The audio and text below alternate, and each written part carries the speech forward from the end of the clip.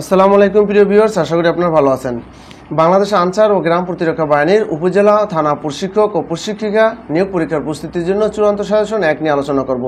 আজকের এই সাজেশনটা আমি তৈরি করেছি ঠিক বিগত বছরগুলোতে যেভাবে প্রশ্ন করা হয়েছে ঠিক ওই আলোকেই। তো চলুন ভিডিওটির মাধ্যমে আপনি অবশ্যই উপকৃত হবেন এবং ভিডিওটি ভালো লাগলে একটা লাইক দিবেন।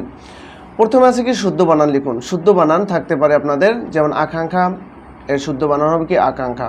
হ্যাঁ, ইতপূর্বে, অত্যধিক, আবিষ্কার, নিষেধিনী, এই পাশে এগুলো হচ্ছে শুদ্ধ, দেখতে পাচ্ছেন, ঠিক আছে। এগুলো হচ্ছে কি শুদ্ধ শব্দ, ঠিক আছে। আচ্ছা, তারপরে ব্যাস বাক্য সহ সমাস নির্ণয় করুন এবং সমাসের নাম লিখুন। আচ্ছা, হাসি মুখ, হাসি মাখা মুখ, এটা হচ্ছে মধ্যপদলোপী কর্মদ্বারায় সমাস। ধর্মঘট, ধর্ম রক্ষার্থে ঘট, মধ্যপদলোপী কর্মদ্বারায় সমাস। নীল পদ্ম, নীল যে পদ্ম, কর্মদ্বারায় সমাস। নীল আকাশ, নীল যে আকাশ, এটা হচ্ছে কি কর্মদ্বারায় সমাস। নরাদম, অদম যে নর, কর্মদ্বারায় সমাস। 3 নম্বর আছে এক কথায় প্রকাশ করুন। অলঙ্কারের ধ্বনি সৃঞ্জন, অরিকে দমন করে যে অরিন্দম।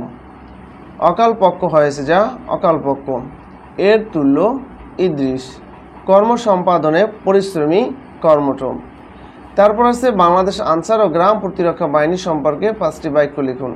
তো এগুলো আমি স্কুল করে যাচ্ছি, আপনি একটু দেখে নিন। আর আপনাদের পরীক্ষাটা তো 31 মে অনুষ্ঠিত হতে যাচ্ছে। এই স্বল্প সময় যদি আপনি একটা ভালো প্রস্তুতি নিতে চান, আমাদের কাছে লিখিত পরীক্ষার সাজেশন আছে, ঠিক আছে। যে ওখানে এমন ধরনের প্রশ্নগুলো ধরা আছে যেগুলো বিগত বছরে আসছে এবং ভবিষ্যতে আসবে, এই ধরনের প্রশ্নগুলো তুলে ধরা আছে গণিত ব্যাখ্যা সহ। চাইলে যারা নিতে আগ্রহী তারা স্ক্রিনে হোয়াটসঅ্যাপ নাম্বারে যোগাযোগ করবেন, সামান্য পারিশ্রমিক বিনিময়ে পিডিএফ ফাইলটি দেওয়া হবে। আচ্ছা, তারপরে ট্রান্সলেট ইন্টু ইংলিশ। আমি কি ভাত খাই, ডু আই ইট রাইস, এটা হচ্ছে ইন্টারগেটিভ, তাই না।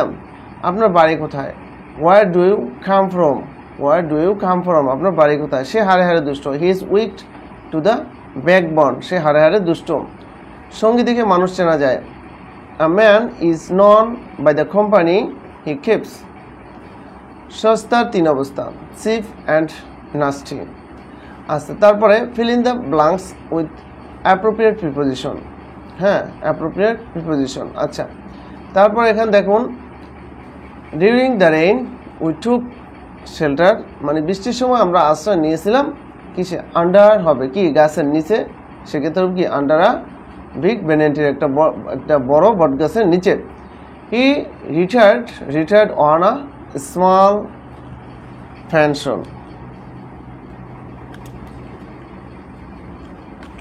আচ্ছা, কি হবে, এ হবে, ওকে। আচ্ছা, we should abide the law, এখানে বোঝানো হচ্ছে কি, অর্থটা হচ্ছে যে আমাদের আমাদের উচিত, অ্যাবিড বাই মানে কি মেনে চলা, দ্য ল আইন মেনে চলা, সেজন্য অ্যাবিড বাই হবে, ঠিক আছে, abide by. Mumtaz was married to Shahjahan. আচ্ছা, I am ashamed his conduct, আমি তার আচরণে লজ্জিত। তাহলে কি হবে, অফ, অ্যাশেমের পর অফ বসে, অ্যাশেম অফ মানে কি লজ্জিত। ট্রান্সফর্ম দ্য ফলোয়িং সেন্টেন্স, এখানে আমি হয়তো দিছি আর অন্যান্যভাবে থাকতে পারে, ঠিক আছে। ধরেন ডিগ্রি থাকতে পারে বা অন্যান্য থাকতে পারে, ট্রান্সফরমেশন সেন্টেন্সে এরকম কিছু থাকে। Only Allah can help us, negative, এটাকে নেগেটিভ, হ্যাঁ বলতে পারে, এটাকে ইন্টিগ্রেটিভ করো, এরকম থাকতে পারে। হ্যাঁ, বা আপনার অন্য সেন্টেন্স দিয়ে বলতে পারে, এটাকে সুপারলেটিভ করো, কম্পারেটিভ করো, পজিটিভ ডিগ্রি করো, এরকম বিষয়টা ট্রান্সফরমেশন সেন্টেন্স কিন্তু মানে এইটা, ওকে। আচ্ছা, তাহলে only Allah can help us, negative কী হবে, অনলি থাকলে কী হবে, none but Allah can help us. হ্যাঁ, এগুলো একটা শখ আছে, এগুলো যারা পারেন তারা অবশ্যই এগুলো ভালো পারবেন, ঠিক আছে, এই শখটা জানা থাকলে। উই মাস্ট ওবে আওয়ার টিচার্স, তাহলে এটাকে বলা হচ্ছে নেগেটিভ করো, তাহলে we can not but ওবে our teacher. Man is not immortal, কি মানুষ অমরণশীল না, তার মানে মানুষ মরণশীল, অর্থাৎ আপনি সেন্টেন্স চেঞ্জ করেন কিন্তু অন্তর্নিহিত অর্থের কোনো পরিবর্তন হবে না, বিষয়টা বুঝলেন।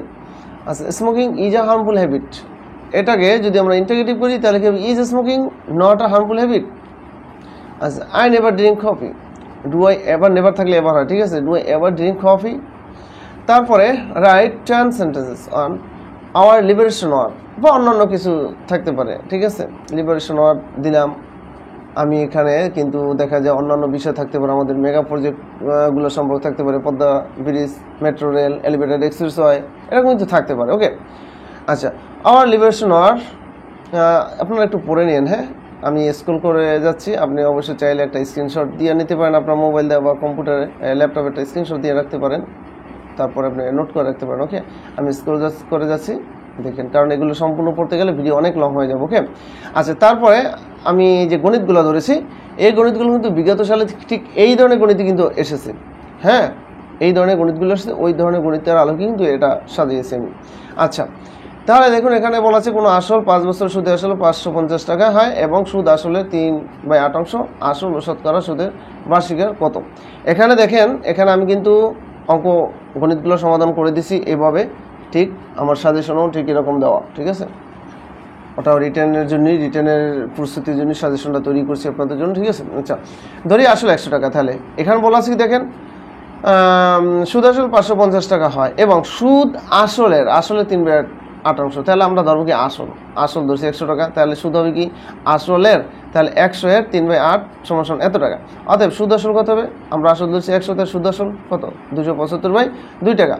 আচ্ছা, তাহলে সুদ আসল 275/2 টাকা হলে আসল আছে 100 টাকা, সুদ আসল 1 টাকা হলে আসল হবে এত টাকা। অতএব সুদ আসল 550 টাকা হলে আসল হবে কত টাকা, 400 টাকা। তাহলে আমরা পাইলাম কি আসল 400 টাকা, তাহলে সুদ কত 500। এই যে আপনার 550 থেকে আপনি আসল বাদ দেন, আসল 400 টাকা বাদ দিলে কি পাবেন, 150 টাকা পাবেন সুদ। এইবার সুদের হার সূত্র আমরা জানি I = PRN, ঠিক আছে। এ ধরনের গণিত অনেক করা আছে। তাহলে I = PRN, তাহলে আমাদের দরকার মুনাফার হার, সেজন্য আর রাখলাম I/PN।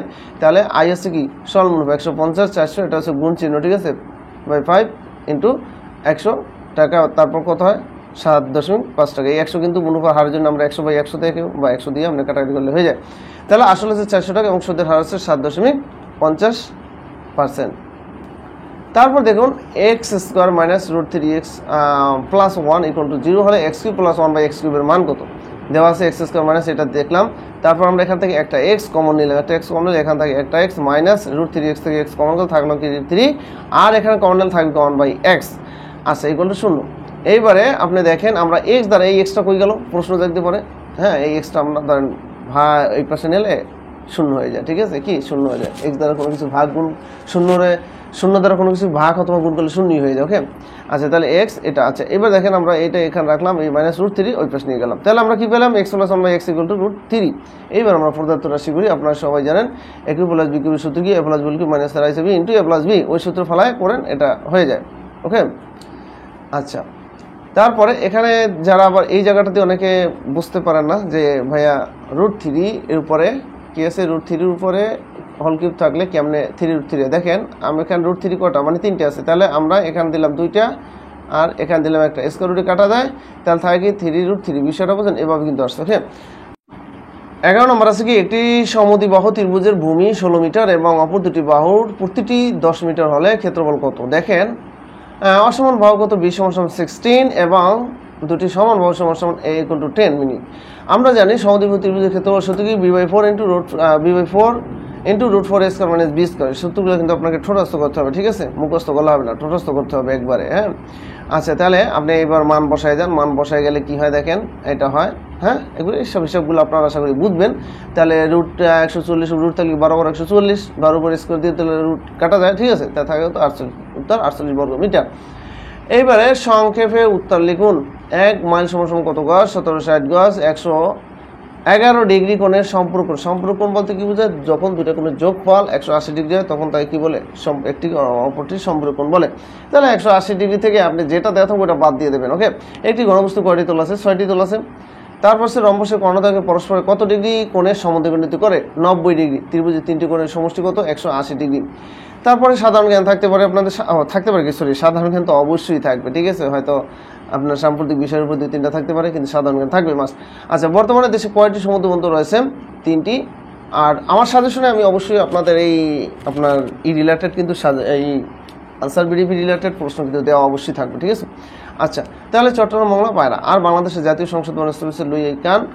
আচ্ছা, তারপর হচ্ছে তাজিংটং কিনে অবস্থিত, বিজারে অবস্থিত। ফাও ফুড অ্যান্ড এগ্রিকালচার অর্গানাইজেশন এর সদর দপ্তর কোথায় অবস্থিত? Rome, Italy. রোমে অবস্থিত। সতীদাহ প্রথা বিলোপ করেন কে?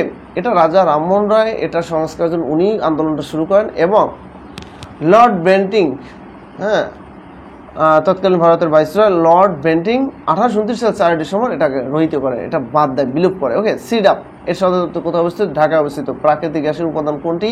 মিথেন হচ্ছে প্রাকৃতিক গ্যাসের প্রধান উপাদান। ভুটানের মুদ্রার নাম হচ্ছে কি? গুলট্রাম। জাপানের পার্লামেন্টের নাম আছে ডায়েট। তো ভিউয়ার্স, আজকে ভিডিওটা কিন্তু এই পর্যন্তই ছিল। তো ভিডিওটির শেষে আবার বলছি, যারা স্বল্প সময়ে ভালোটা প্রস্তুতি নেবেন ওই সাজেশনটা আপনারা নিতে পারেন। স্পেশাল সাজেশনটা নিলে আপনি ঠকবেন না, ঠিক আছে? কারণ ওখানে আমি গুরুত্বপূর্ণ বাগধারা, তারপর এক কথা প্রকার সন্ধি বিচ্ছেদ থেকে শুরু করে, অর্থাৎ লিখিত পরীক্ষায় যে ধরনের প্রশ্ন আসে ওই ধরনের প্রশ্নগুলো, যেগুলো সরকারি চাকরি পরীক্ষা বারবার আসে ওই ধরনের প্রশ্নগুলোই ধরা, ঠিক আছে? তো যাদের প্রয়োজন স্ক্রিনে হোয়াটসঅ্যাপ নম্বর অবশ্যই যোগাযোগ করবেন। তো ভালো থাকবেন, আল্লাহ হাফেজ। আর কেউ কল দেবেন না, বিশেষ করে আপনারা অনেকে কল দেন, কল দেবেন না। কল দিলে দেখেন আমরাও তো ব্যস্ত থাকি, ঠিক আছে? মেসেজ দিন, ওকে? আসসালামু আলাইকুম।